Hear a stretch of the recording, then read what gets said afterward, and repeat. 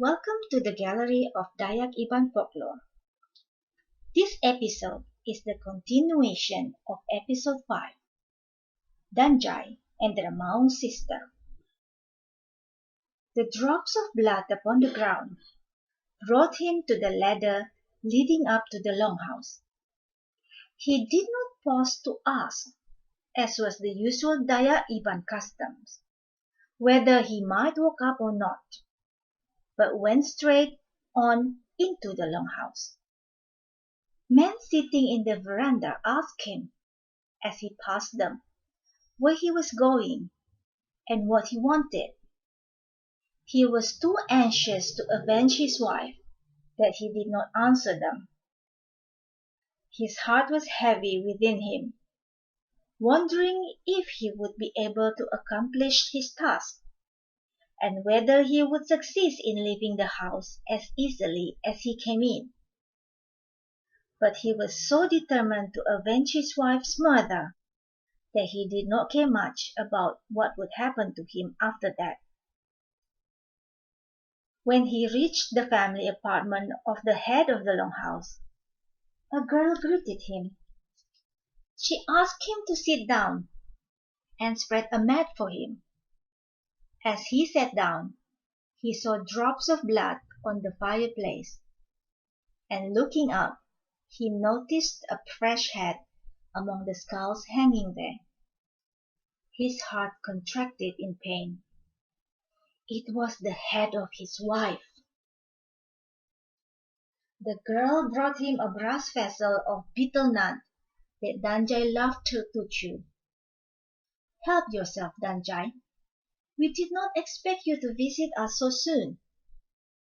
Then she excused herself to continue cooking inside her family apartment after she assured Danjai that her brother would be back soon to accompany him.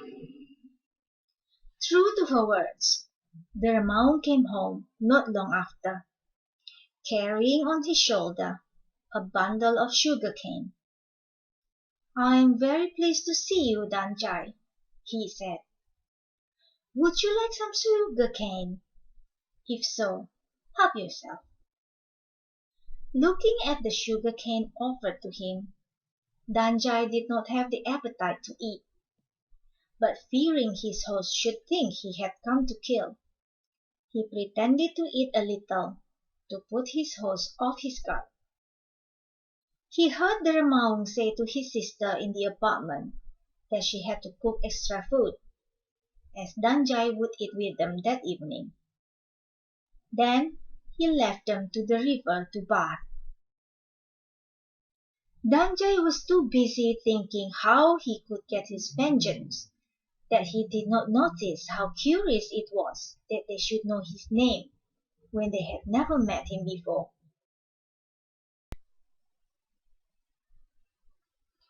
The sister came out of the room and spoke to Danjai, who was still sitting in the veranda. She asked him to come into the room because she had something to say to him.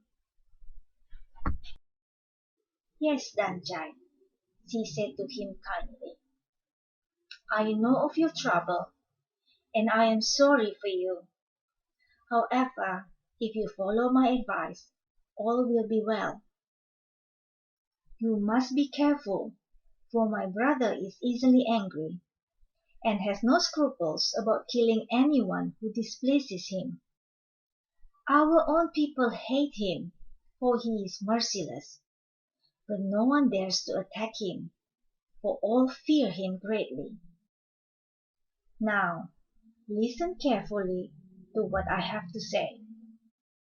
When I put out the plates of rice in this room, do not take the one he tells you to take.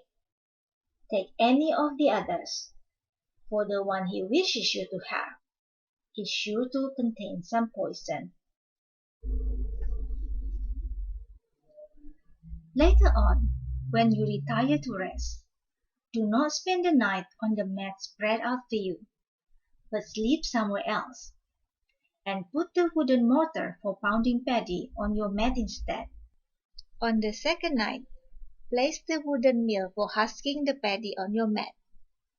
and on the third night, a roll of the coarse matting used for threading paddy.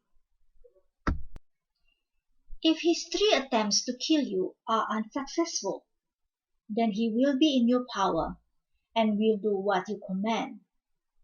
But even then, there is still danger, and you must not do anything rash. Ask my advice again later on. Now, go outside into the veranda, for I think I hear my brother returning from his bath. I must make haste and put out the food for all of you to eat." Soon the Remaung came in, and sitting on the mat by Danjai, asking about the latest happenings in his country. Danjai answered very little, for his mind was on something else. Besides, his host always laughed at him whenever he spoke. The truth was, the Remaung was amused at the idea of the man whose wife he had killed was sitting in his veranda and talking to him in a friendly way. Then the sister came out of the room and asked them in to have a meal. All happened as she said it would. Danjai remembered her advice and did not take the plate of rice his host offered him. In the evening, the Remaung spread out 2 mats for them, one on each side of the fireplace, and they lay down to sleep. But Danjai kept awake, and when his companion was asleep, he rose and placed the wooden mortar for pounding paddy on his mat, and covered it over with a sheet, and he himself retired to a safe place. He watched to see what would happen, and he was not disappointed. Not long after, he saw the Remaung wake up, take a sword, and walk up to the place where he was supposed to be asleep. With the sword, he made 2 or 3 vicious cuts at the wooden mortar and said, "Now, Danjai, this will settle you. You will not think of revenging yourself on me any more." Then Danjai cried out from where he was, "What is going on? What are you doing?" "Oh, Danjai, is that you?" said his host. "I did not mean to hurt you. I had a bad dream, and sometimes woke in my sleep. How lucky it is you were not lying on the mat. I should have certainly killed you, and I should never have forgiven myself for doing so. Please understand, I meant you no harm. Come, let us lie down to rest again."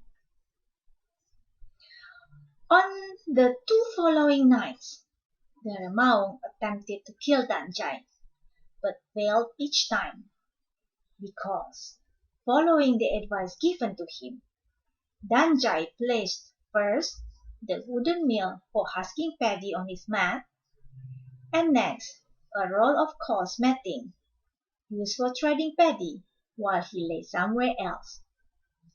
His host made the same excuse for his strange behavior each time. On the morning of the 4th day, after the Remaung had left the house to see whether any fish had been caught in his trap, his sister asked Danjai to come into the apartment, as she had something to say to him.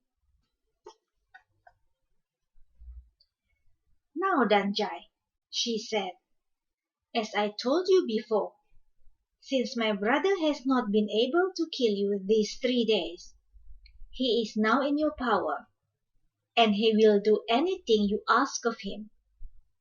But if you wish to kill him, you must use his own sword, for no other weapon can harm him." "How do I get him to give me his sword?" "I will let you know how.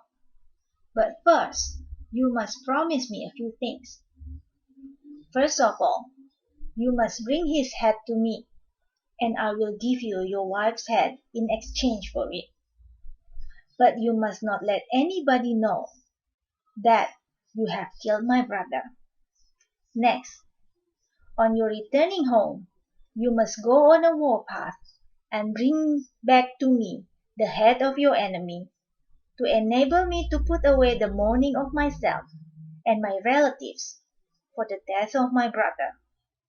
And then, I hope you will take me with you as your wife. If you agree, I will give you now some locks of my hair, to be used as a charm to make you invisible to the enemy when you are on the warpath. Danjai agreed and gave her his word, and she told him exactly what to do. A few minutes after this conversation, the Remaung returned for breakfast. Soon after they had eaten, Danjai told his host that he must be returning to his own country, and asked him to accompany him and show him his way back. Because the Remaung was already under Danjai's power, he agreed to the request. So they started together and walked through the sugar-cane plantation. Just as they came near the end of it, Danjai begged his companion to stop. He said he would like to have some sugar-cane before going on. "I'm sorry I didn't offer you any," said the Remaung. "It was very forgetful of me. Never mind, I will at once cut on some sugar-cane for us." When he had brought the sugar-cane and had finished peeling the piece he wanted for himself, Danjai said to him, "Please lend me your sword, for mine is not sharp enough." The Remaung, suspecting nothing, handed the sword to him, and Danjai began peeling his sugar-cane. Just when the Remaung turned around to look at his house, Danjai, seizing his opportunity, gave him a blow with the sword and killed him. Then he cut off the head and carried it back with him to the house he had just left. When he came near, he saw the Remaung's sister waiting for his return at the top of the ladder leading up to the house. He followed her into the house and gave her the head of her brother, and in return she handed him the head of his wife, saying, "You can go home and bury her properly now. I advise you and your people never to eat or to take away any fruit you may find lying about in the jungle, on the stump of a tree, or on a rock, without knowing for certain who put it there and to whom it belongs, or making sure that it has fallen from some tree nearby. This must be remembered from generation to generation. Whoever disobeys this advice will be punished by death." Soon after, Danjai set off to go home. He reached his house late that same evening. All his friends were glad to see him come back safe and sound. They had given up all hope of seeing him again. They were also pleased to see he had been successful in bringing back the head of his dead wife. As soon as they finished mourning for his wife, he gathered all his followers and told them that he still intended going on the warpath. As soon as they were able to get everything ready, they started for the enemy's country. They were very successful, but because Danjai was protected by the charm which he had received from the Remaung's sister, he was more successful than the others. They returned with much rejoicing, and a great feast was held in honor of their victory. A few days later, Danjai fulfilled his promise to the Remaung's sister. He brought her back with him as his wife, and they lived very happily together for many years. This story explains why the Dayak Ibans dare not eat any fruit they may find lying on the stem of a tree or on a rock in the jungle. They fear that evil will happen to them, as it did to Danjai's young wife. The end. That's all for episode 6.